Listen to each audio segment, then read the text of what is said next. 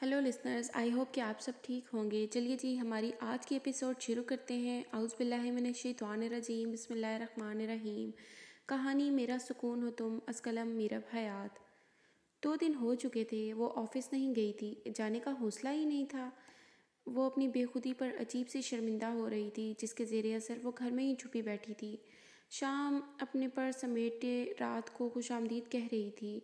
निदा मटर कीमा पका चुकी थी और चुनाचे आज वो घर ही थी, इसलिए इसने ज़बरदस्ती निदा को सलमी जहान के कमरे में भेजा और ख़ुद आटा गूंद कर अब वो रोटियां बनाने लगी। तवे पर गोल गोल रोटियां सेकती वो मुसलसल नम होती आंखों को झपक रही थी।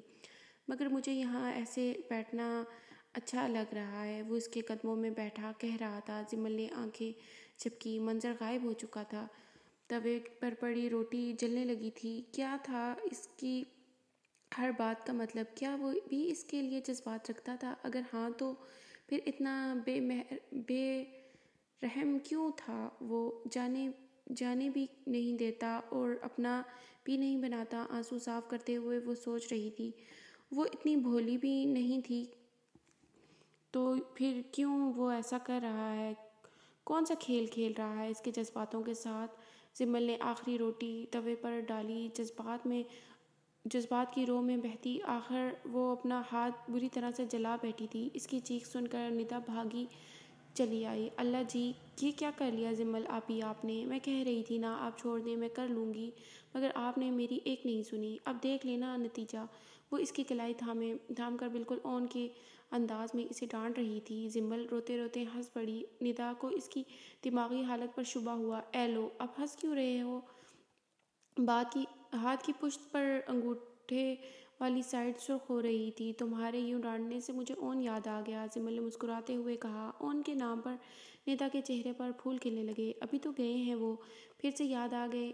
निगाह झुका कर इसके हाथ पर बरनोल लगाती वो गैर संजीदा सी कह रही थी, जी हाँ, क्योंकि मुझे मेरा भाई हर वक्त याद रहता है। जिमल ने नरमी से कहा।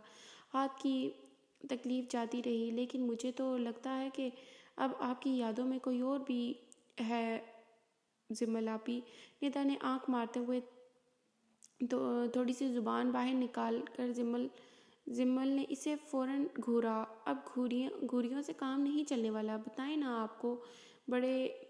बताना तो आपको पड़ेगा, आज ना सही फिर कभी सही। कंधे उचकाते हुए वो हंसते हुए बोली।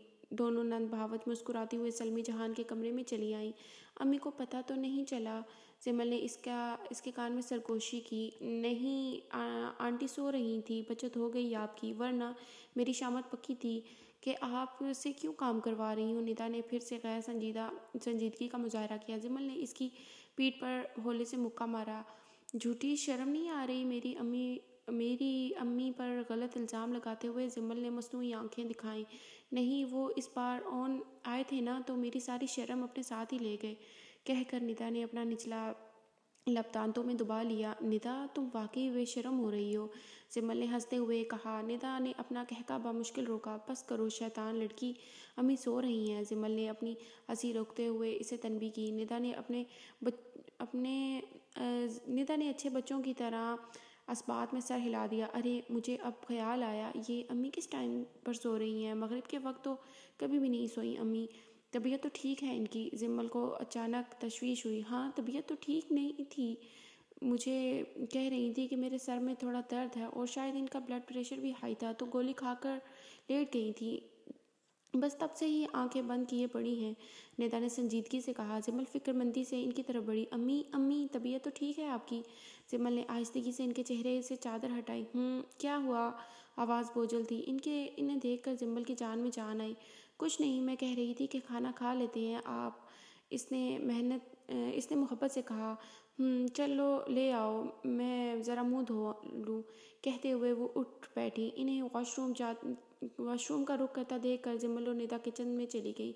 फिर खुशगवार माहौल में खाना खाया गया। मामूल के मुताबिक निदा 11 बजे तक सलमी जहान के और जिमल के मुश्तरका कमरे में बैठी ओन की बातें करती रही। सलमी जहान तो 10 बजे ही सो गई थी। 11 बजे के करीब निदा भी इसे शब खैर कहकर अपने कमरे में चली गई। तन्हा होते ही इसके मुस्कुराते लब رہے تھے۔ وہ تھکی تھکی سی اپنی چارپائی پر لیٹ گئی، چادر منہ پر تک تان کر وہ سونے کی کوشش کرنے لگی، مگر یادوں کے زہریلے ناگ اس سے پھر سے ڈسنے لگے تھے۔ اس رات کے بعد پھر سے ایک نیا سورج طلوع ہو جانے والا تھا، پھر سے ایک تھکا دینے والا دن کی شروعات۔ زمل زچ ہو رہی تھی، کل صبح بھی آفس نہیں جائے گی۔ ویسے بھی آج کا سارا دن وہ منتظر رہی کہ مگر آفس سے کوئی کال نہیں آئی۔ اب وہ قدرے مطمئن سی ہو کر سونے کی کوشش کرنے لگی۔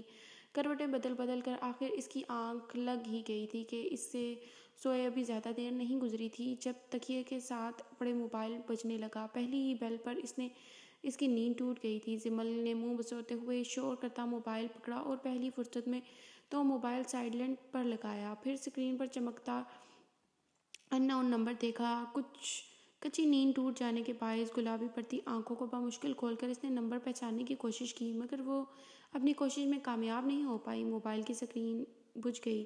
زمل نے آرام سے موبائل تکیے کے نیچے گھسانا چاہا، پھر سے اسی نمبر سے کال آ رہی تھی۔ اسے فکر ہونے لگی، جانے کون تھا۔ کچھ سیکنڈ اسی شش و پنج میں مبتلا رہنے کے بعد اس نے کال پک کر لی، فون کان سے لگایا۔ دوسری طرف سے جب کچھ دیر تک کوئی آواز نہ آئی تو تابدار لہجے میں وہ بولی، ہیلو، کون ہے؟ زمل کی نیند کے باعث آواز خمار آلود سی تھی۔ دوسری جانب موجود شخص کے لبوں پر مسکراہٹ آئی تھی۔ کیسی لگتی ہوگی وہ سوتے ہوئے، نیند سے جاگ کر اس کی سبز آنکھوں میں جب ڈورے پڑتے ہوں گے تب کیسی خوابناک لگتی ہوں گی اس کی آنکھیں۔ رات کے دوسرے پہر شاہ کا دل جانے کیا کیا سوچ رہا تھا۔ ہیلو، کون ہے بھئی؟ آواز میں جھنجھلاہٹ تھی۔ میری نیند حرام کر کے آپ خود کیسے سو سکتی ہیں مس زمل؟ شہباز حسن کا بھاری اور دلکش سنجیدہ لہجہ زمل کے پورے وجود میں کرنٹ دوڑا گیا تھا۔ وہ ایک جھٹکے سے اٹھ کر بیٹھی، آنکھیں پوری کھل چکی تھی۔ سر آپ؟ تھوک نکلتے ہوئے وہ بمشکل بولی۔ حقیقتاً اس کا حلق خشک ہو رہا تھا۔ جی میں ہوں، آپ بتائیے کہ 2 دن سے آپ کس دنیا میں غائب ہیں؟ وہ بڑی سنجیدگی سے دریافت کر رہا تھا۔ اسپیکر سے ابھرتی ہوئی آواز سے لہجے میں سرد مہری کا عنصر واضح ہو رہا تھا۔ زمل نے اپنی پیشانی مسلی۔ کہیں بھی نہیں، یہیں اسی دنیا میں، اپنے گھر میں ہوں، زمل نے دھیمی آواز میں جواب دیا۔ اس وقت تو خیر آپ کو اپنے گھر ہی ہونا چاہیے تھا، مگر کل صبح ٹھیک 9 بجے آپ کو آفس میں ہونا چاہیے۔ باقی بات صبح ہی ہوگی آپ سے، اب سو جائیں آپ۔ شہباز حسن نے ذرا سنجیدگی سے کہا۔ میں نہیں آ پاؤں گی سر، وہ جلدی سے بولی، کہ کہیں کال ڈسکنیکٹ ہی نہ کر دی جائے۔ واٹ؟ آپ بتا سکتی ہیں کہ آپ کے ساتھ پرابلم کیا ہے؟ آپ بنا بتائے پہلے ہی 2 چھٹیاں کر چکی ہیں۔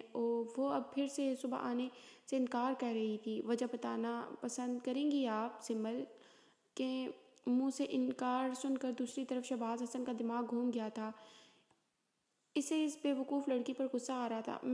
میری طبیعت ٹھیک نہیں ہے سر، صبح نہیں آ پاؤں گی، پرسوں آ جاؤں گی۔ زمل منمنائی۔ کیا ہوا آپ کی طبیعت کو؟ دوسری طرف وہ فوراً نرم پڑا۔ زمل کو جھوٹ بولنے پر شرمندگی سی ہوئی، مگر اب کیا کرتی؟ کہہ جو چکی تھی کہ طبیعت خراب ہے، بخار ہے 2 دنوں سے۔ اس نے بہانہ گھڑا، جبکہ شہباز حسن اس کی آواز کی لڑکھڑاہٹ سے اس کے بخار کی نوعیت سمجھ چکا تھا۔ اوکے فائن، 2 دن ہو چکے ہیں، اب اتر گیا ہوگا، صبح آپ آفس آ جائیے گا۔ شاہ نے لبوں پر امڑتی مسکراہٹ رو کر لہجے کو سنجیدہ بنایا۔ جانتا تھا کہ وہ اس کا سامنا کرنے سے کترا رہی ہے۔ لیکن سر، زمل گھبرائی۔ کوئی لیکن ویکن نہیں، اگر صبح 9 بجے آپ مجھے اپنے کیبن میں نظر نہ آئیں تو میں ٹھیک آدھے گھنٹے بعد آپ کی عیادت کرنے آپ کے گھر آ جاؤں گا۔ شہباز حسن کا لہجہ مسکراتا ہوا تھا۔ زمل کو تو یوں لگا کہ جیسے وہ سچ میں ہی نہ آ دھمکے۔ اوکے، زمل نے خفگی سے کہا۔ گڈ نائٹ، آہستگی سے کہہ کر شہباز حسن نے کال ڈسکنیکٹ کر دی۔ زمل جواب میں گڈ نائٹ بھی نہ کہہ پائی۔ جسم میں تھکاوٹ سی اترنے لگی، وہ واپس لیٹ گئی۔ دل کی دھڑکنوں کی رفتار کچھ سست سی ہو گئی۔ اس نے تھکی سی آنکھیں موند لیں۔ بن کہے بن سنے کبھی آہٹیں میرے دل کی، علیزے میں کہہ رہا ہوں نا، آج پاسبل نہیں ہے۔ کہتے ہوئے زرخان کے لہجے میں سختی در آئی تھی۔ فون کان سے لگائے وہ کلاس وال کے پاس کھڑا ہوا تھا۔ لیکن کیوں زرخان؟ پرابلم کیا ہے؟ 1 مہینے ہونے کو ہے، میں نے تمہیں دیکھا تک نہیں ہے۔ میں مزید صبر نہیں کر سکتی، آج تمہارے آفس میں آ رہی ہوں میں بس۔ دوسری طرف سے وہ خفگی سے بولی۔ میں آفس نہیں ہوں، زرخان نے آہستگی سے کہا۔ تو پھر کہاں ہو تم؟ جہاں بھی ہو وہاں آ جاتی ہوں، بٹ پلیز زرخان مجھے تڑپانا بند کر دو، میں تم سے ملنا چاہتی ہوں، مجھ سے مل لو پلیز۔ بولتے بولتے اس کا گلا روندا گیا۔ زرخان پل بھر کو بے چین ہوا۔ اس نے پلٹ کر سوئی ہوئی محرم کو دیکھا۔ صبح کے 9:30 بج رہے تھے اور وہ سو رہی تھی۔ جسٹ ریلیکس، ہم ملیں گے، بٹ آج میں بہت بیزی ہوں، سو آج نہیں پاسبل، کل شام ملتے ہیں۔ ابھی فون رکھو تم، زرخان نے سنجیدگی سے کہا۔ تم ہر بار یہی کہتے ہو کل ملیں گے، لیکن ہم دونوں کی رضامندی ہونی چاہیے، مگر تم فیصلہ سنا کر فون رکھنے کا کہہ دیتے ہو اور خود رکھ دو نا فون۔ میں نہیں رکھ رہی۔ دوسری طرف سے وہ اس کی بات سن کر چڑ گئی تھی۔ جب بھی وہ دونوں کال پر بات کیا کرتے تھے، زرخان خود سے کال ڈسکنیکٹ نہیں کرتا تھا، ہمیشہ علیزے کو ہی کہتا تھا، اور اس طرح بات تھوڑی اور لمبی ہو جایا کرتی تھی، مگر آخر میں علیزے ہی کال ڈسکنیکٹ کیا کرتی تھی۔ وہ اس کی محبت کا احترام کرتا تھا۔ تمہیں پتہ ہے کہ میں ہمیشہ فیصلہ سنانے کا ہی عادی ہوں،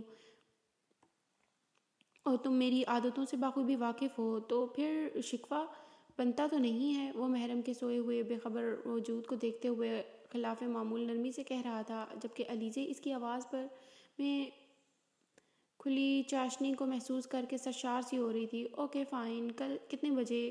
وہ فوراً مان گئی۔ میں بتا دوں گا، بٹ ابھی فون رکھو پلیز، مجھے بہت امپورٹنٹ کام ہے، کہہ کر اس نے بنا اس کی بات سننے کال ڈسکنیکٹ کر دی تھی۔ اس نے پہلی بار اس کی کال خود ڈسکنیکٹ کی تھی، جس کا احساس زرخان کو تو نہیں ہوا تھا، مگر دوسری جانب علیزہ حیرت سے اپنے موبائل کی سکرین کو گھور رہی تھی، جبکہ موبائل بیڈ پر پھینکتے ہوئے وہ محرم کی طرف بڑھا۔ اس کے چہرے پہ بکھری براؤن بالوں کو اپنے ہاتھ کی انگلیوں سے پیچھے ہٹاتے ہوئے زرخان نے اسے ہولے سے پکارا، ہنی۔ اس کی ٹھنڈی انگلیوں کے لمس سے وہ ذرا کسمسائی۔ زرخان نے نرمی سے اپنی شہادت کی انگلی سے اس کی بند پلکوں کو چھوا۔ گھنگھیر پلکیں اس کی اس جسارت سے لرز اٹھی۔ زرخان کی شہد رنگ آنکھوں میں شوق اترنے لگا۔ محرم اٹھو، زرخان نے اس کے بال سہلائے۔ تبھی اس کے موبائل پر بیل ہوئی تھی۔ آواز اتنی تیز تو ضرور تھی کہ محرم کی نیند ٹوٹ گئی۔ زرخان نے ہاتھ بڑھا کر موبائل اٹھایا اور چمکتی سکرین کو دیکھا۔ علیزے کی کال تھی۔ زرخان کی پیشانی پر بل پڑے، مونچھوں تلے دبے لب سختی سے پیوت ہوئے۔ اس نے کال پک کر لی۔ What's wrong? لہجے میں درشتگی تھی۔ نگاہیں محرم کے بکھرے سراپے پر تھیں، جبکہ اسے اپنے قریب بیٹھے دیکھ کر محرم سیدھی ہو کر بیٹھ چکی تھی۔ تکیے کے پاس پڑا دوپٹہ جلدی سے وہ شانوں پر پھیلایا تھا۔ زرخان کے لب اس کی بدحواسی پر ہولے سے مسکرائے تھے، جبکہ دوسرے جانب علیزے کہہ رہی تھی، now you tell me what's wrong? Zarkhan تم بتاؤ، تمہیں کیا ہوا ہے؟ علیزے کی آواز میں ناراضگی تھی۔ محرم نے شانوں پر بکھرے بال سمیٹ لیے اور سریعت سے بیڈ سے اتری۔ میں نے کیا کیا ہے؟ کہتے ہوئے اس نے واش روم گھستے ہوئے محرم کی پشت کو دیکھا۔ تم خود سے پوچھو کہ تم نے کیا کیا ہے؟ کتنا عجیب بیہیو کر رہے ہو تم یار۔ ابھی کچھ دیر پہلے ہی تو تم نے میری بات سنے بغیر ہی کال ڈسکنیکٹ کر دی تھی، اور اب کال پک کرتے ہی اتنا روڈ بیہیو کر رہے ہو۔ زرخان پلیز، میں پریشان ہو رہی ہوں، تم مجھ سے آج ہی مل لو نا۔ وہ ملتجی ہو رہی تھی۔ زرخان کے چہرے پر گہری سنجیدگی تھی۔ میں تمہیں کل کا کہہ چکا ہوں علیزے، تمہارے بار بار مجھے کال کرنے سے میں اپنی بات سے پیچھے نہیں ہٹوں گا۔ میں نے کہا نا کہ ضروری کام ہے مجھے۔ ایک لفظ پر زور دیتا ہوا وہ سخت بیزار ہو رہا تھا۔ لیکن زرخان، دوسری جانب وہ رونے لگی۔ علیزے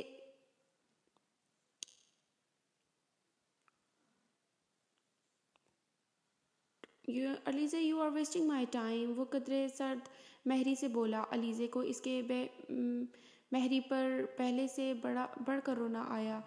تمہیں پتہ ہے مسٹر عباسی، دنیا کے سب سے بڑے انسان ہو تم، سب سے بڑے۔ وہ فون پر ہی چلائی تھی۔ آئی نیو اٹ، اب فون رکھو۔ اس کے شکوے پر زرخان کے انداز میں کوئی فرق نہیں آیا تھا۔ رکھ رہی ہوں، مگر اب تم سے کبھی بات نہیں کروں گی، غصے سے کہہ کر اس نے کال ڈسکنیکٹ کر دی۔ زرخان کی پیشانی پر تفکر کی لکیریں نمودار ہونے لگیں۔ علیزہ جعفری کبھی بھی اس کے لیے اہم نہیں رہی تھی۔ کالج میں ہی اس سے زرخان کی ملاقات ہوئی تھی اور وہ اپنی جی توڑ کوششوں سے پہلے اس کی بیسٹ فرینڈ بنی اور بننے میں کامیاب ہوئی تھی، اور پھر بہت جلد اس نے سب سے اپنا تعارف زرخان کی منگیتر کے طور پر کروانا شروع کر دیا تھا۔ زرخان عباسی نے بات کو سیریس تب لیا جب وہ اپنے لیے آنے والے پروپوزلز کو بھی ریجیکٹ کرنے لگی تھی، اور پھر بڑے آرام سے اسے آگاہ کرتی کہ اس نے فلاں کے پروپوزل کو بھی ریجیکٹ کر دیا۔ زرخان جس قدر بکھر چکا تھا، اس کے بعد وہ اپنی زندگی شروع کرنے کا تو کوئی ارادہ بھی نہیں رکھتا تھا۔ ایسے میں بخش اور علیزہ ہی تھے جنہوں نے اسے کسی صورت اسے اکیلا نہیں چھوڑا تھا۔ نتیجتاً وہ چند سالوں میں ہی علیزہ کا پروپوزل ایکسیپٹ کر چکا تھا۔ زرخان نے اس کا پروپوزل کیا ایکسیپٹ کیا، علیزہ تو جیسے زندگی کی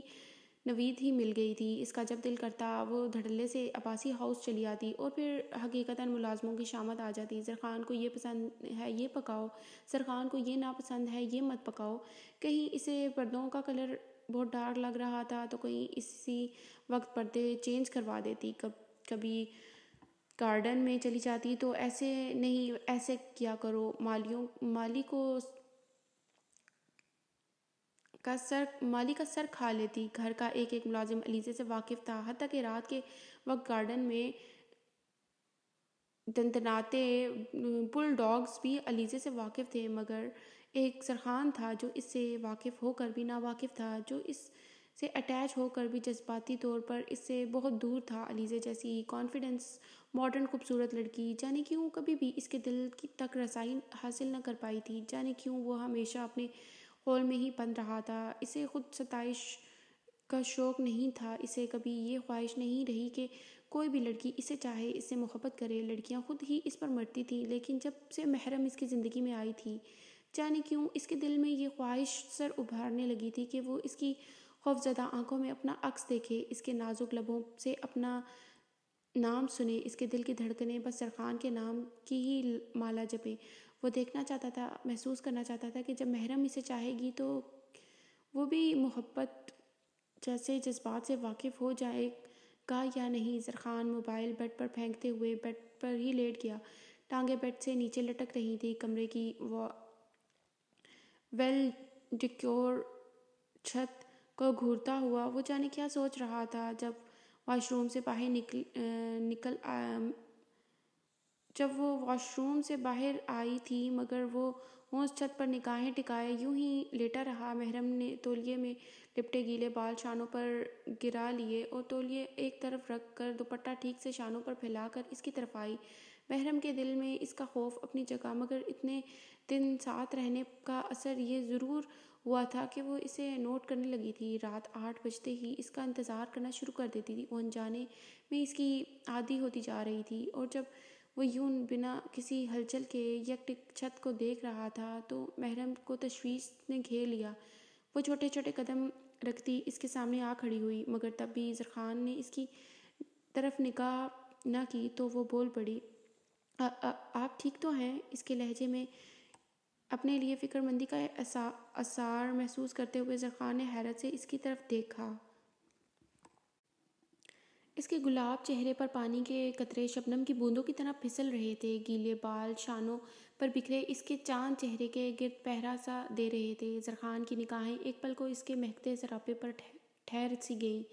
اگلے ہی پل اس نے ایک جھٹکے سے محرم کی کلائی پکڑ کر اسے اپنی طرف کھینچا۔ وہ زرخان سے اس حملے کی توقع بالکل نہیں رکھتی تھی اور سیدھا اس کے سینے پر جا گری۔ محرم کے گیلے بال اس کی وجیہہ چہرے کو ڈھانپ گئے۔ زرخان کی جلتی ہوئی آنکھوں نے اس کی زلفوں کی ٹھنڈک شدت سے محسوس کی تھی۔ رگ رگ میں ایک انجانا سا سکون اترنے لگا۔ محرم نے فوراً دور ہونے کی کوشش کی، مگر زرخان نے اس کی کمر کے گرد اپنے مضبوط بازوؤں کا ایک حالہ سا بنا لیا، جبکہ دوسرے ہاتھ سے اس نے محرم کے گیلے بال اپنے چہرے سے ہٹا کر اس کے کان کے پیچھے کیے۔ اس کی گرم انگلیوں کے لمس سے محرم نے گھبرا کر نظر اٹھا کر اس کی جانب دیکھا، جو اتنی قریب تھا کہ اس کی گرم سانسیں اپنے چہرے پر محسوس ہو رہی تھیں۔ زرخان کو ایک بار پھر اس کے اور اپنے مضبوط رشتے کی نوعیت کا احساس ہوا تھا، یہ غربت بہت محسوس ہونے لگی تھی۔ مجھ سے محبت کر لو محرم، زرخان کی آواز میں تھکاوٹ سی تھی، جبکہ زرخان کی بات پر وہ کچھ سمٹ سی گئی۔ رخسار دہکنے لگے۔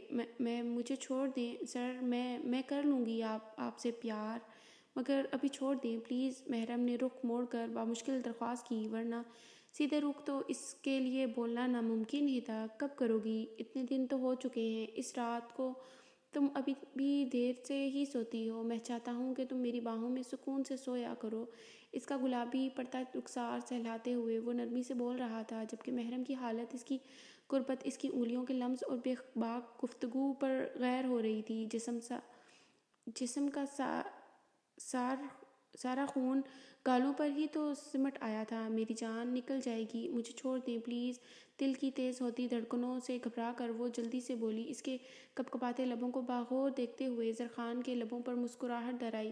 اس کی کمر کے گرد دوسرا بازو بھی حمائل کرتے ہوئے اس نے کروٹ بدلی تھی اور احتیاط سے اسے بیڈ پر لٹا دیا، جبکہ محرم جو سختی سے آنکھیں میچ چکی تھی، اس کے دور ہونے پر وحشت زدہ آنکھیں کھول کر اس کی جانب دیکھا۔ تمہاری جان کے پیش نظر تم سے دور ہو گیا ہوں، مگر آئندہ چھوڑنے کی بات مت کرنا۔ میں اب تمہیں کبھی نہیں چھوڑوں گا ہنی، کبھی بھی نہیں۔ اس کی آنکھوں میں دیکھتے ہوئے وہ سنجیدگی سے کہہ رہا تھا۔ محرم سانس روکے یکٹک اس کے وجیہہ چہرے کو دیکھ رہی تھی، جبکہ اسے یوں اپنی جانب مسلسل دیکھتا پا کر زرخان کے لب پھر سے مسکرا اٹھے۔ اب اگر یوں ہی دیکھتی رہو گی تو پھر سے میں تمہارے قریب آ جاؤں گا، کہہ کر اس نے نچلا لب دانتوں میں دبایا۔ ایسا کرنے سے اس کے عنابی ہونٹوں سے نیچے براؤن شیو بڑی بھلی سی لگ رہی تھی۔ محرم کی ہارٹ بیٹ مس ہوئی تھی۔ اس نے گھبرا کر نظروں کا زاویہ بدل لیا۔ زرخان کی مسکراہٹ گہری ہو گئی، شاید وہ بھی اپنی دلکشی سے بخوبی واقف تھا۔ میں نیچے ڈائننگ ٹیبل پر تمہارا ویٹ کر رہا ہوں، 5 منٹ میں آ جاؤ شاباش۔ ناشتے کے بعد ہاسپٹل چلتے ہیں، نرمی سے کہہ کر وہ پلٹا اور کمرے سے نکلتا چلا گیا۔ محرم نے کب کا رکا ہوا سانس دوبارہ بحال کیا۔ دل کی دنیا تہہ و بالا ہو چکی تھی۔ صبح جاگتے ہی اس نے آفس آ جانے کی فکر پڑ گئی تھی۔ دل بری طرح سے گھبرانے لگا۔ مچلتے دل کو سنبھالتے ہوئے وہ کچن میں آئی تھی اور ناشتہ کرنے کے بعد جلدی جلدی برتن دھونے لگی۔ برتن دھوتے ہوئے اس نے اپنے ہاتھ کی پشت پر شدید جلن کا احساس ہوا تھا۔ جمل نے فوراً نگاہ ہاتھ پر کی تھی اور اگلے ہی پل اس کی چیخ نکلتے نکلتے بچی تھی۔ کل رات ہاتھ کا جو حصہ جل گیا تھا اب وہاں سرے سے کھال ہی موجود نہیں تھی اور پانی پڑنے کی وجہ سے جلن اور اکڑاہٹ شدید ہو گئی تھی۔ جمل کی آنکھیں بھر آئیں۔ کیا مصیبت ہے؟ کسی قابل نہیں چھوڑا آپ نے مجھے؟ وہ تصور میں شہباز حسن سے مخاطب تھی۔ برتن وہیں چھوڑ کر وہ کچن سے باہر آئی اور صحن میں آ کر ہاتھ کا جائزہ لیا۔ جانے رات کے کس وقت نیند میں ہی ہاتھ مسلنے کی وجہ سے کھال اتر گئی تھی اور وہ اب پانی میں ہاتھ ڈال لینے کی وجہ سے مزید تکلیف محسوس کر رہی تھی۔ اسے خود پر شدید غصہ آ رہا تھا۔ دل چاہ رہا تھا کہ کہیں جا کے چھپ جائے جہاں نہ شہباز حسن ہو اور نہ ہی اس کی یاد۔ آنسو صاف کر کے وہ منہ بسورتے ہوئے اپنے اور سلمی اور جہان کے کمرے میں آ گئی، جہاں سلمی جہان بھی ابھی تک واہ گوشتی کے مزے لے رہی تھیں۔ فجر کی نماز کے بعد وہ اکثر سو جایا کرتی تھیں اور اگر جاگتی رہتیں تو پھر جمل کو بھی سونے نہیں دیتیں اور اسے بھی جگا دیتیں۔ اس سے نت نئے رشتوں کی باتیں بتاتی رہتیں۔ آفس جانے سے پہلے وہ خود ندا کو جگا دیا کرتی تھی تاکہ ندا اور سلمی جہان بھی ناشتہ کر کے فارغ ہو جائیں۔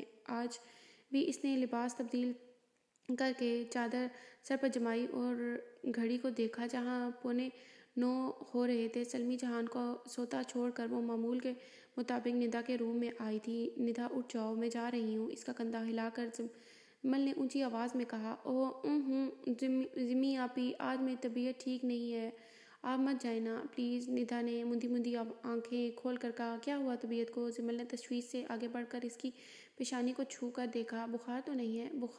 بخار نہیں ہے، طبیعت کچھ بوجھل سی ہو رہی ہے۔ ندا اٹھ کر بیٹھو گی؟ جمل کو سمجھ نہ آئی۔ اب کیا کہہ رہی ہو ندا؟ میں پہلے ہی 2 چھٹیاں کر چکی ہوں ندا چندا، اگر آج میں آفس نہ گئی تو سر مجھے جاب سے نکال دیں گے۔ کہتے ہوئے جمل نے اس کے بال سہلائے۔ کہہ تو آپ ٹھیک رہی ہیں ندا، ہولے سے مسکرائی۔ میں کوشش کروں گی جلدی آ جاؤں، تم پریشان مت ہونا۔ جمل نے اس کا ہاتھ تھپتھپایا اور اٹھ کھڑی ہوئی۔ ندا نے اسبات میں سر ہلایا اور وہ تیزی سے چلتی ہوئی گھر سے باہر نکل آئی۔ ڈرائیور اپنی مخصوص جگہ پر موجود تھا۔ جمل نے سلام کر کر گاڑی میں جا بیٹھی۔ تمام رستہ وہ مضبوط بنی بیٹھی رہی، مگر آفس کے باہر گاڑی رکتے ہی اس کا حوصلہ پھر سے ٹوٹ گیا اور اس کی آنکھوں میں نمی اترنے لگی۔ ہاتھ میں پکڑے پاؤچ اپنی ہاتھوں کی گرفت میں مضبوط کیا اور دھیمی چال چلتی ہوئی عمارت کے اندر چلی گئی۔ گڈ مارننگ جیسے جملے سنتے ہوئے وہ اپنے کیبن میں آ بیٹھی۔ اپنی سیٹ سنبھالتے ہوئے اس نے ونڈو آن کی تھی۔ وہ جانتی تھی کہ اسے کسی وقت بھی شہباز حسن کی طرف سے بلاوا آ سکتا ہے، اس لیے ایک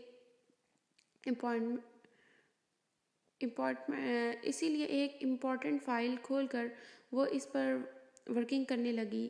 وہ اس سے بچنے کی کوشش تو کر سکتی تھی، مگر ایک ہی جگہ پر کام کرتے ہوئے وہ اس سے چھپ نہیں سکتی تھی۔ ابھی اسے ورکنگ کرتے 20 منٹ ہی گزرے تھے کہ وہ اس کے کیبن میں ہی آ دھمکا۔ اس کی موجودگی محسوس کر کے جمل نے ایک پل کو پلکیں جھپکی تھی، پھر خود کو پرسکون کرتے ہوئے اس کی جانب نکاح کی۔ Good morning sir, what about your fever? اس کی مسکراہٹ کو نظر انداز کیے وہ گہری سنجیدگی سے اس کے چہرے پر بیماری کا کوئی اثر جانچنا چاہ رہا تھا۔ وہ بیمار رہی تھی تو کوئی اثر موجود بھی ہوتا۔ جمل نے اس کے پوچھنے کے انداز سے ہی سمجھ گئی کہ وہ غصے میں ہے۔ اٹس فائن، جمل نے نگاہ چراتے ہوئے کہا۔ شہباز حسن نے بغور اس کا نظر چرانا دیکھا۔ ایسے کب تک چلے گا مس جمل؟ جب آپ کا دل کرتا ہے آپ اپنی مرضی سے چھٹی کر لیتی ہیں، یہ میری کمپنی ہے۔ ایسی لاپرواہی میں خود بھی نہیں کرتا تو میرا کوئی امپلائی۔ اس کا لہجہ سخت تھا اور آواز اونچی۔ باقی کیبنز میں اپنا کام کرتے امپلائیز بھی متوجہ ہونے لگے۔ اس قدر بے عزتی پر جمل کی آنکھیں نم ہونے لگیں۔ I am so sorry sir, وہ بمشکل بولی۔ No sorry, no excuse. 2 دن آپ نے چھٹی کی ہے اور آج تک جب تک پچھلے دونوں دنوں کی ورکنگ کمپلیٹ نہیں ہو جاتی آپ گھر نہیں جائیں گی۔ اینڈ یہ لاسٹ وارننگ ہے جو میں آپ کو دے رہا ہوں۔ نیکسٹ ٹائم بنا بتائے اور بلا وجہ چھٹی کرنے کی صورت میں آپ گھر ہی رہیے گا، آفس آنے کی ضرورت نہیں ہے آپ کو۔ درشتگی سے وہ بولتا اپنے کیبن کی طرف واپس چلا گیا۔ اس کا یہ غصہ کافی مہینوں سے اس کی کسی امپلائی کو دیکھنے کو نہیں ملا تھا، جبکہ جمل تو شرمندگی سے زمین میں ہی گڑی جا رہی تھی۔ آنسو متواتر گالوں پر پھسل رہے تھے۔ اس کا نازک دل توڑ کر کرچی کرچی ہو چکا تھا، جبکہ شہباز اپنی بات کہہ کر وہاں بالکل رکا نہیں تھا۔ جمل ٹیبل پر سر رکھے بری طرح سے رو دی۔ محبت ہم نے کی ہے، خسارہ ہم ہی بھگتیں گے۔ کچھ دیر تک روتے روتے وہ سیدھی ہوئی تھی اور ٹشو سے چہرہ صاف کیا۔ کسی نے بھی اس کے پاس آ کر ہمدردی جتانے کی کوشش بھی نہیں کی تھی، کیونکہ شہباز حسن کی موجودگی میں جمل سے ہمدردی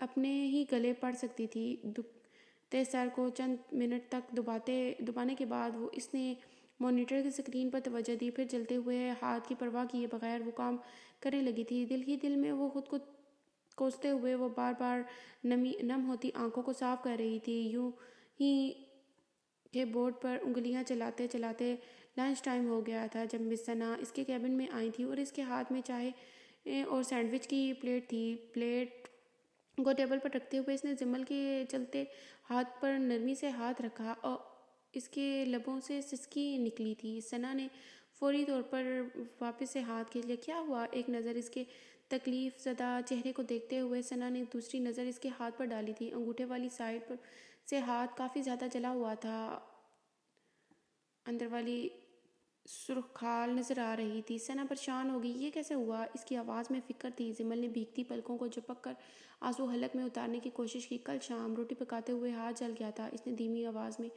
بولا، اور تم اس تھم سے صبح سے کام کر رہی ہو، اکڑاہٹ نہیں ہو رہی اس میں؟ پوچھتے ہوئے وہ تعصب سے اس کا جلا ہوا ہاتھ دیکھ رہی تھی۔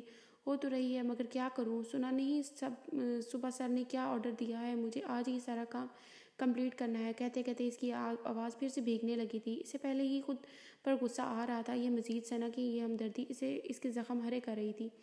تو تم کم از کم انہیں یہ ہاتھ تو دکھا دیتی۔ اتنے بھی ظالم نہیں ہیں یار وہ، زخم دیکھ کر تم سے کام نہیں کرواتے۔ ثنا نے اسے لتاڑا۔ مجھے نہیں پتا، وہ کتنے ظالم ہیں اور کتنے نرم دل. یہ کام میری ذمہ داری ہے اور میں اپنی ذمہ داری پوری کر رہی ہوں بس. جمل نے ذرا سنجیدگی سے کہا. اوکے فائن, تم یہ چائے پیو اور سینڈوچ کھاؤ. سر کو انفارم کر کے آتی ہوں تمہاری طبیعت ٹھیک نہیں ہے. ہو سکتا ہے آج جلدی تمہیں چھٹی دے دیں. نرمی سے کہہ کر وہ پلٹی. مجھے کچھ نہیں کھانا مس انا, اینڈ پلیز آپ سر سے کچھ مت کہیے گا. ان کی مہربانیوں کی ضرورت نہیں ہے مجھے. جمل نے اسے روک دیا. وہ حیرت سے اس کی طرف گھومی. کم آن جمل, اتنی ایموشنل کیوں ہو رہی ہو یار تم؟ ایسی عزت افزائی تو 100 بار کروا چکے ہیں ہم.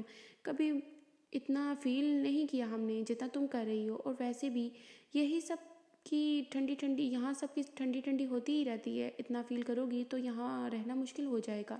Just relax. یہ چائے پیو تم اور میں آتی ہوں. اس کا کندھا تھپتھپا کر وہ چلی گئی. جمل نے ایک نظر بھاپ اڑاتی چائے کو دیکھا, پھر دکھتے سر کے پیش نظر چائے کا کپ لبوں سے لگا لیا. چائے کے گھونٹ بھرتے ہوئے وہ پھر سے مانیٹر کی سکرین کی طرف متوجہ ہوئی تھی. اس کے چائے ختم کرنے سے پہلے ہی ثنا واپس آدم کی. جاؤ بھائی, سر کو خوب ہی سمجھا کر آئی ہوں, تمہیں بلا رہے ہیں, جلدی سے چلی جاؤ. ثنا نے مسکراتے ہوئے کہا. مگر میں نے آپ کو منع کیا تھا. جمل پریشان ہو گئی. ہاں مگر میں پیدائشی ڈھیٹ ہوں, ہمیشہ اپنی ہی مرضی کرتی ہوں. تو تم جاؤ. شاباش. ڈٹھائی سے ہنستے ہوئے اس نے اپنی خوبی بیان کی. جمل کے لبوں پر بھی مسکراہٹ در آئی.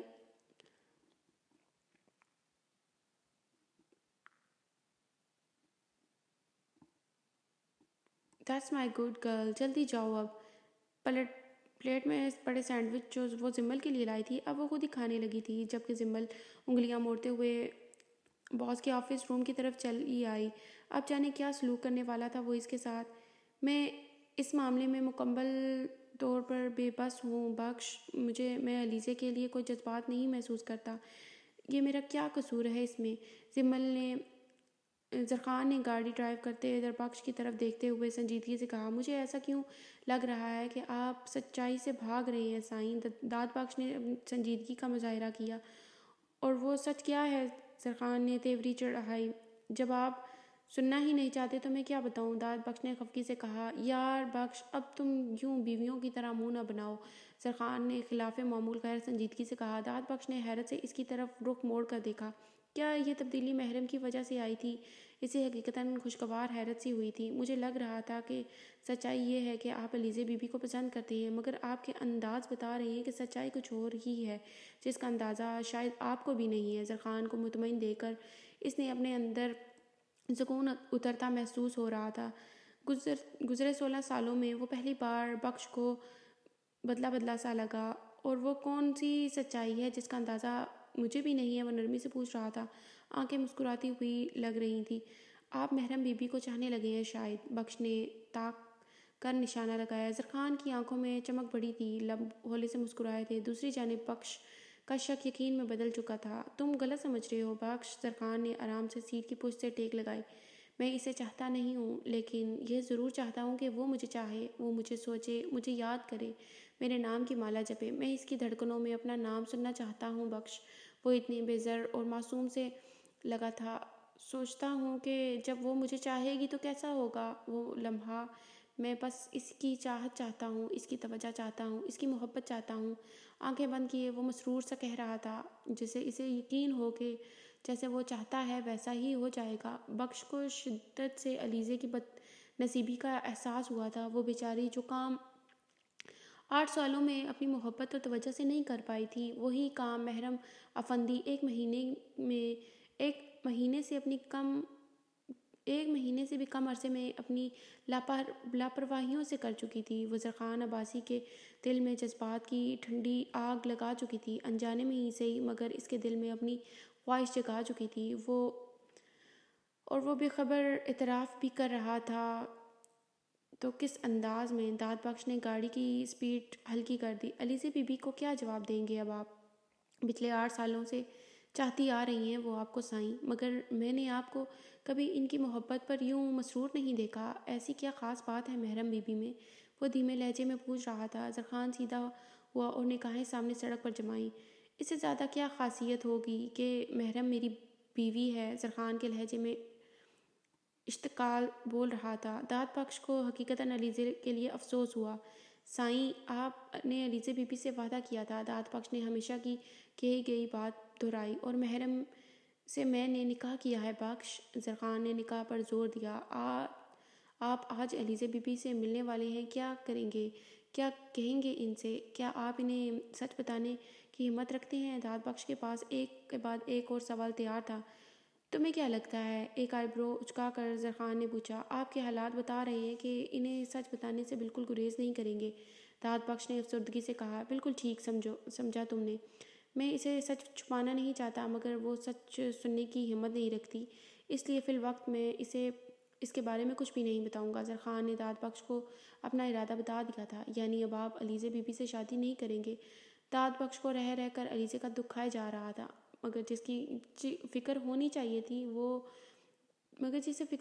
تھی وہ تو پرسکون بیٹھا تھا۔ میں پہلے ہی بھی علیزہ سے شادی صرف اپنا وعدہ نبھانے کے لیے کرنا چاہ رہا تھا بخش۔ میں تمہیں بتا چکا ہوں کہ مجھے اس میں کوئی دلچسپی نہیں ہے، اور شاید میں اب بھی اس سے شادی کر لیتا، مگر علیزہ محرم کو ایکسیپٹ نہیں کرے گی، اور میں محرم کے لیے کسی قسم کی تکلیف نہیں چاہتا۔ زرخان نے ٹھہر ٹھہر کر جواب دیا۔ اس کی ہر بات میں محرم کا ذکر شامل تھا۔ اگر ایک طرف داد بخش کو زرخان کے لیے خوشی ہوئی تھی تو دوسری طرف علیزہ کے لیے افسوس بھی ہو رہا تھا، مگر جو بھی تھا علیزہ کے اس کے لیے زرخان آبازی سے بڑھ کر نہیں تھی۔ وہ سر جھٹکتے ہوئے دوبارہ گاڑی کی سپیڈ بڑھا چکا تھا۔ آج آپ محرم بی بی کو بڑی بی بی سے ملوانے نہیں لے جا رہے؟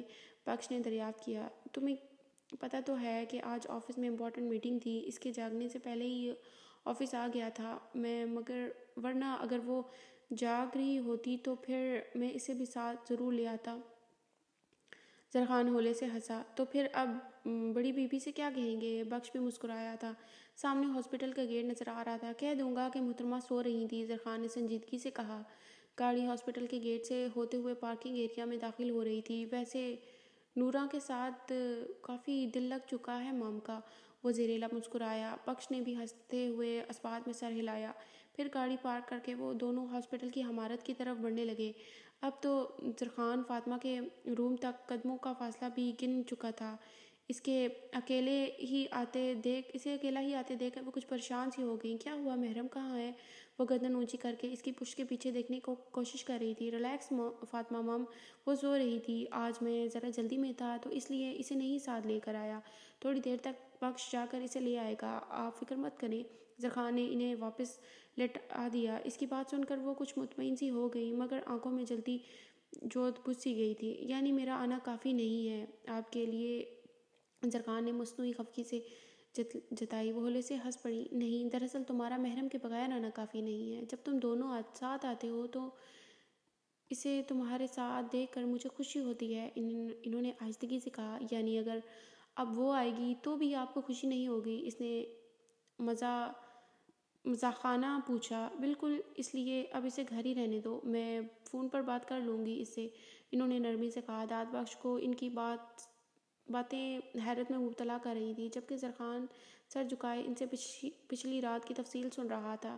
پھر نورا ملازمہ کو روزانہ کی دی گئی ہدایات دے کر پھر سے داد بخش کے ہمراہ وہاں سے نکل آیا۔ گاڑی میں بیٹھتے ہوئے اس نے بخش کو ریسٹورنٹ کی طرف گاڑی موڑنے کو کہا، جہاں علیزہ اس کی منتظر تھی۔ اس کی پرسوچ نگاہیں چلتی سڑک پر مرکوز تھیں۔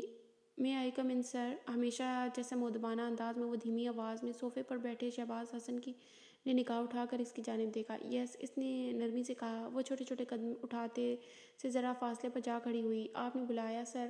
زمل کا لہجہ بھیگا ہوا تھا۔ شہباز حسن نے بغور اس کے جھکے سر کی طرف دیکھا۔ مس ثنا بتا رہی تھی کہ آپ کے ہاتھ میں کوئی سیریس چوٹ آئی ہے شاید، جس کی وجہ سے آپ کو ٹائپنگ میں پرابلم ہو رہی ہے۔ زمل از شی رائٹ؟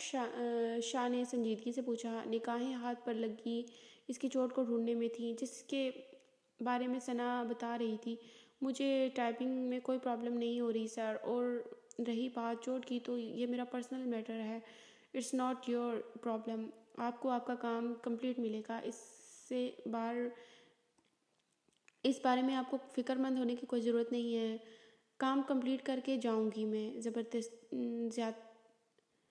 میں آج وہ آج ذرا برفیلے لہجے میں بولتی صبح کی بے عزتی کا بدلہ لے رہی تھی۔ شہباز حسن کو اس کے لہجے سے اپنی کی گئی زیادتی کا احساس ہوا۔ پینٹ کی پاکٹس میں ہاتھ پھنساتے ہوئے وہ کھڑا ہو گیا۔ زمل 2 قدم پیچھے ہوئی۔ میں نے آپ کو یہاں آپ کی چوٹ سے متعلق پوچھنے کے لیے بلایا ہے مس زمل۔ کام کی بات تو صبح ہو چکی تھی، شہباز حسن نے نرمی سے کہا، جبکہ اس کے میٹھے لب و لہجے پر زمل نے تڑپ کر اس کی طرف دیکھا۔ اور میں بھی کہہ چکی ہوں کہ میری چوٹ آپ کا سر درد نہیں ہے۔ وہ ذرا سنجیدگی سے بولی، نہ چاہتے ہوئے بھی ایک آنسو اس کے رخسار پر پھسل گیا تھا، جیسے اس نے بے دردی سے صاف کر لیا۔ شہباز حسن کا ملال بڑھنے لگا۔ میں ڈسٹرب تھا miss Zamal. I am extremely sorry for that, Shah نے ہولے سے کہا۔ زمل نے ایک شکوہ کو نگاہ اس پر ڈالی۔ اور میں اس وقت ڈسٹرب ہوں سر، اس لیے آپ کی سوری بے فائدہ ہے، زمل نے سنجیدگی سے کہا۔ وہ جانے کے لیے پلٹی۔ زمل پلیز، شہباز حسن نے اس کا ہاتھ تھام لیا، اور ہاتھ تھامنا ہی قیامت برپا کر گیا تھا۔ سلگتی نظروں سے اس کی جانب دیکھتی وہ پلٹ پڑی۔ Please please for what? میں بتا چکی تھی کہ میری طبیعت خراب ہے، پھر بھی آپ کے کہنے پر میں آفس آ گئی تھی۔ آپ نے کیا کیا؟ سب کے سامنے ذلیل کر دیا مجھے۔ کیا ذلیل کرنے کے لیے ہی بلایا تھا مجھے؟ غصے میں پوچھتی۔ آخر وہ رو پڑی۔ زمل پلیز اسٹاپ ویپنگ۔ شہباز حسن نے نرمی سے اس کا ہاتھ دبایا تھا، جس سے اس نے ایک جھٹکے سے کھینچ لیا۔ مجھے جانے دیں پلیز، میں آپ کی کچھ بھی نہیں ہوں، صرف ایک امپلائی ہوں، اور امپلائی کو ذلیل کر کے ان سے معافی نہیں مانگی جاتی، بلکہ معافی تو مجھے مانگنی چاہیے کہ میں نے آپ سے شکوہ کیا۔ چلیے جی، آج کی ہماری ایپیسوڈ یہیں تک تھی۔ ملیں گے کل ایک